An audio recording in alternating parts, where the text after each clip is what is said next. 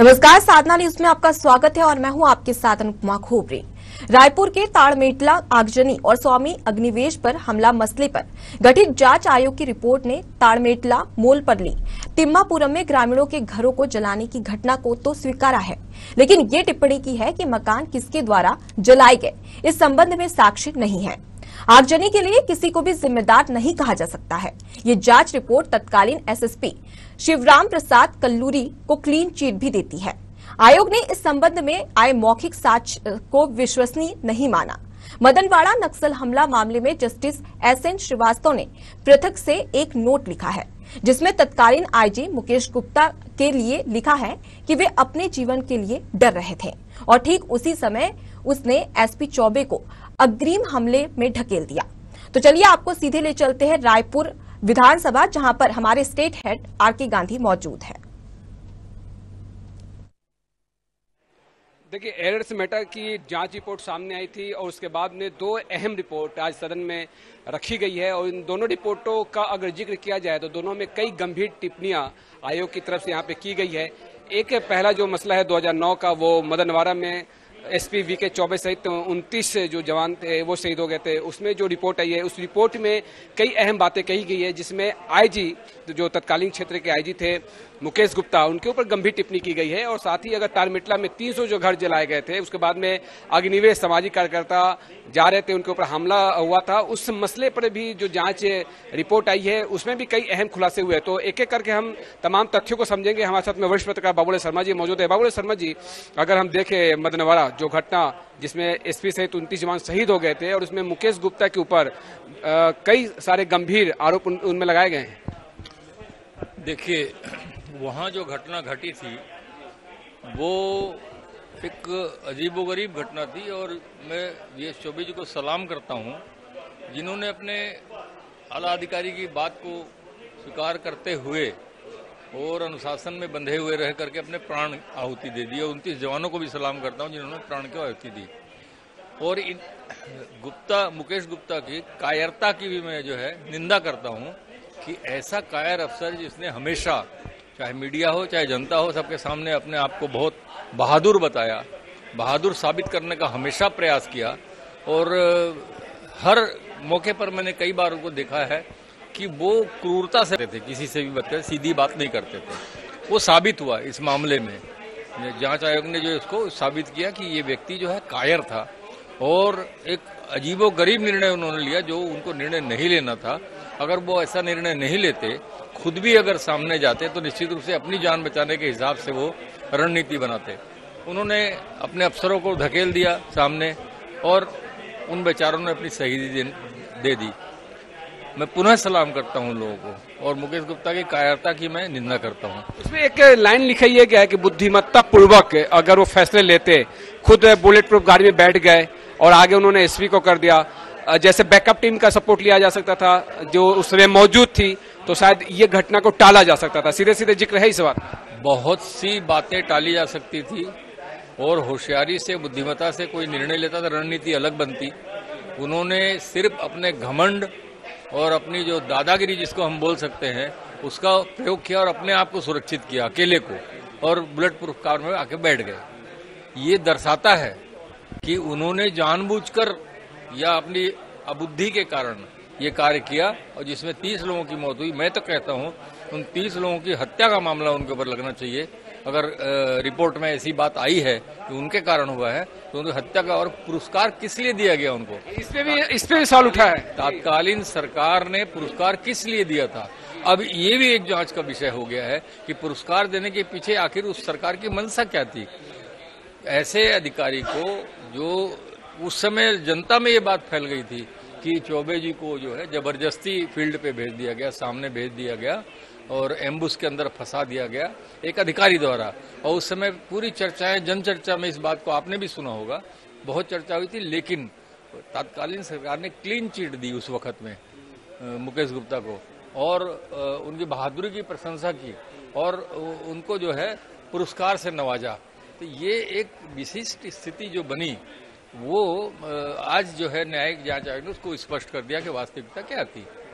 और अगर मदन वारा की जो घटना रही और जिसका हम यहाँ पे जिक्र कर रहे हैं, जिस रिपोर्ट में कई सारे तथ्य निकल के इसमें सामने आ रहे हैं, इसमें आपको नहीं लगता है कि जिस तरह से जो वरिष्ठ अधिकारी होते हैं, अगर वो चाहे, अगर उनके दिशा निर्देश सही हो तो किसी भी घटना को बहुत अच्छे तरीके से उसका सामना भी किया जा सकता है और जवानों की जान भी बचाई जा सकती है? देखिए, कुछ देर विलम्ब करके फौज बुला करके सीआरपीएफ के लोगों को, आरपीएफ के लोगों को बुला लेते, कुछ ऐसी रणनीति बनाते, बड़ी बड़ी संख्या में वहाँ बल होता, सुरक्षा बल की मौजूदगी में कुछ नई रणनीति भी बन सकती थी।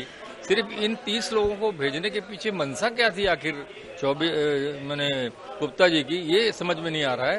तो न्यायिक जांच आयोग ने जो कहा है वो लगभग स्पष्ट हो रहा है कि उन्होंने अपनी जो एक प्रकार से जो एकाधिकार के और घमंड के आधार पर या मेरी बात क्यों नहीं सुनते हो वाली स्थिति को बना करके एक अनुशासन मानने वाले अधिकारी के साथ में और ऐसे 29 जवानों के साथ में जो अन्याय किया, मेरी नज़र तो यही कहती है। और जो 300 घर जलाए गए थे, जो 3 गांव थे तारमेटला सहित में, वहां पे ये देखने को मिला कि किसने घर जलाया ये बात साफ नहीं हो पाई। प्रत्यक्षदर्शी भी है, उनके भी बयान दर्ज है। एक बहुत मोटी फाइल यहाँ पे बनी हुई है, जांच रिपोर्ट में तमाम तथ्यों को शामिल किया गया है। और अग्निवेश जो वहां पहुंचना चाह रहे थे, उनपे जो अटैक हुआ, कहा यह जाता है कि सुनियोजित है, लेकिन जांच रिपोर्ट में साफ हो चुका है कि वो सुनियोजित नहीं था अटैक अग्निवेश के ऊपर। देखिए, दुर्भाग्यपूर्ण घटना थी ये तो हम मानेंगे, लेकिन कल्लूरी को जो क्लीन चिट दी गई है, मैं उससे सहमत इसलिए हूं कि किसी भी अधिकारी को जब ऐसी घटना होती है, उसको लगता है कि जो घटना घट गई है वहां अगर कोई नेता जाएगा या अपने ढंग से उसको घुमाने का प्रयास करेगा, वातावरण वहां और खराब होगा, स्थितियां वहां और बिगड़ सकती है, ऐसा अगर आशंका उसको होती है तो वो बल प्रयोग भी अगर करे तो भी जो है, मैं समझता हूं कि अधिकारी की तरफ से उसको गलती नहीं माननी चाहिए। वो बल प्रयोग करके रोका जा सकता है, उनको गिरफ्तार भी किया जा सकता था। और ये एक अधिकारी का कर्तव्य बनता है कि जहां घटना घट गई है वहां और कुछ गलत या नया संदेश या नई बातें ना आ जाए जिससे और वहां विपरीत परिस्थितियां बने, उसको रोके। ये अधिकारी का कर्तव्य होता है। उसने वो उस काम किया, कल्लूरी का नाम बदनाम था, लोगों को उससे कुछ नाराजगी भी थी, उसके कारण जो है उसे दोषी माना गया। और ये न्यायिक जांच, लेकिन उस समय ये कहा जाता है कि साजिश है, साजिश करार दिया जा रहा था। लेकिन आदिवासी क्षेत्रों में आपको भी मालूम है कि आगजनी घटना जिस तरह से हुई, आदिवासी उद्वेलित थे, आदिवासियों में आक्रोश था, और लिहाजा ये एक जो घटना जिस तरह से हुई उसमें किसी के पीछे की साजिश नजर नहीं आ रही है, जिस तरह से रिपोर्ट में बातें जो कही गई। देखिए, दोष पुलिस पर लगा था। पुलिस ने कल्लूरी के नेतृत्व में जो है जो दादागिरी चला रखी है वहाँ पे, इसलिए लोगों के नज़र में वो एक बात बैठी हुई थी कि कल्लूरी कुछ भी कर सकता है। तो इसलिए जो है एक डायवर्सन जो है वो चला गया कि पुलिस ने किया है।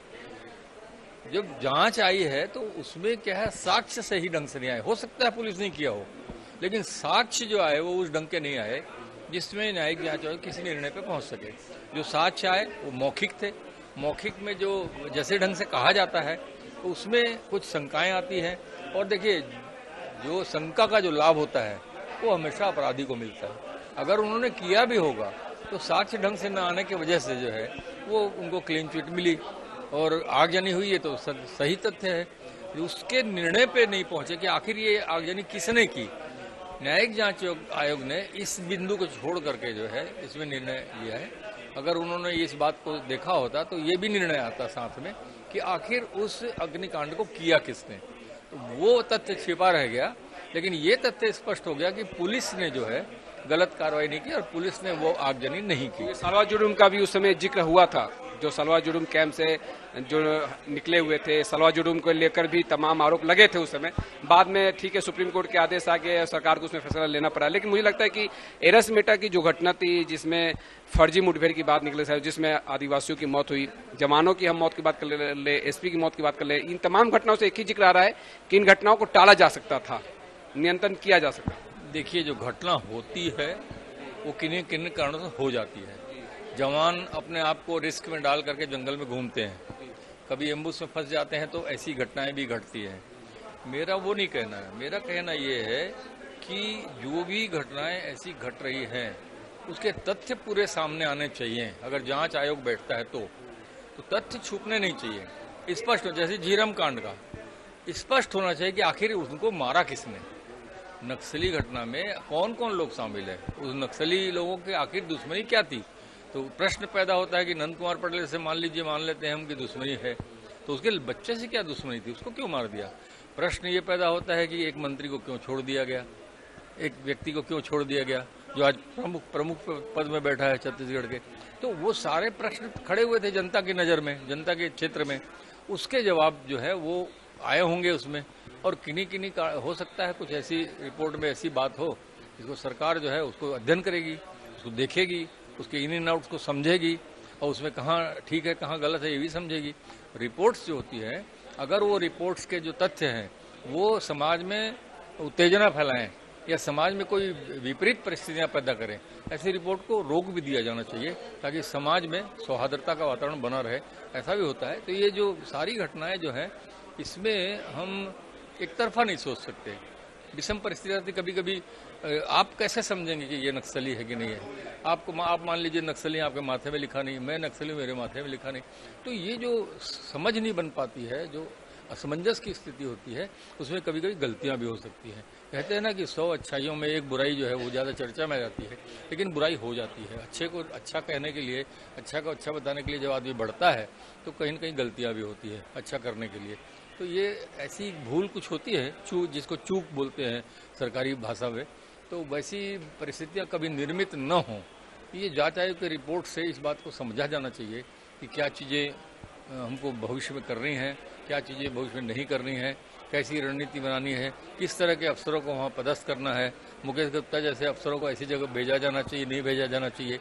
जिसने जिलों में आतंक फैलाया था, जब जिलों में एसपी थे, तो उनको वहाँ पर भेज करके उसका उपयोग क्या हुआ।